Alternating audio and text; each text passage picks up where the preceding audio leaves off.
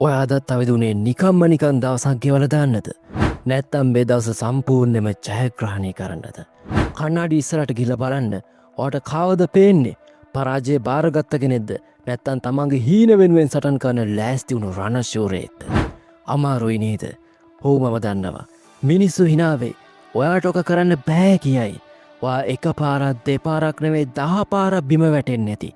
ඒ වගේම විඩාවෙන්නේ නැති ඔයා අඬන්නේ නැති. හැබැයි මෙන්න මේ ටික හොඳට මතක තියාගන්න. ඔයා වැටෙන හැම වතාවක්ම ඒක ඔයාට හොඳ පාඩමක්.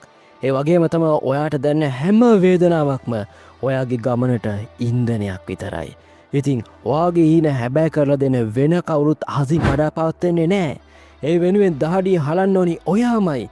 රෑ නිදි මරන්න ඕනි. රෑ නිදි මරාගෙන වැඩ කරන්න ඕනි. ඒ ඔයාම තමයි. ඔය නිදි මරාගෙන වැඩ කරනකොට ඔයාගේ අම්මා තාත්තා පව ඇවිල්ලා කියයි මේක දැන් තියලා නිදාගනින්. මේක අතහැරපන්. ඔක හරියන්නේ නෑ. ඕවා කරලා වැඩක් වෙන්නේ නෑ කියලා. හැබැයි මෙන්න මේක හොඳට මතක තියාගන්න.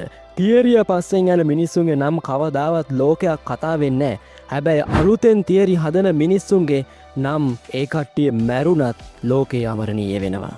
ඉතින් දැන්වත් ඔය නිදහසට කරුණු කියන එක නවත්තන්න. ඔයාගේ ඇතුලේ දැවැන්ත ශක්තියක් තියෙනවා. ඒක අවදි කරන්න. බැටලෝ ඉන්න ලෝකෙක ඔයා සිංහෙක් වෙන්න.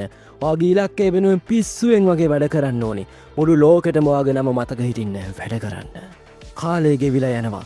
තව දුරට බලන් ඉන්න එපා. අද තමයි ඔයාගේ දවස. මේක තමයි ඔයාගේ නියම වෙලාව. නැගිටින්න. නැගිටලා යන්න. ගිහින් ඔයාගේ ජයග්‍රහණය උතුරලාම ගන්න. මේක තමයි වෙලාව දැන් පටන් ගන්න.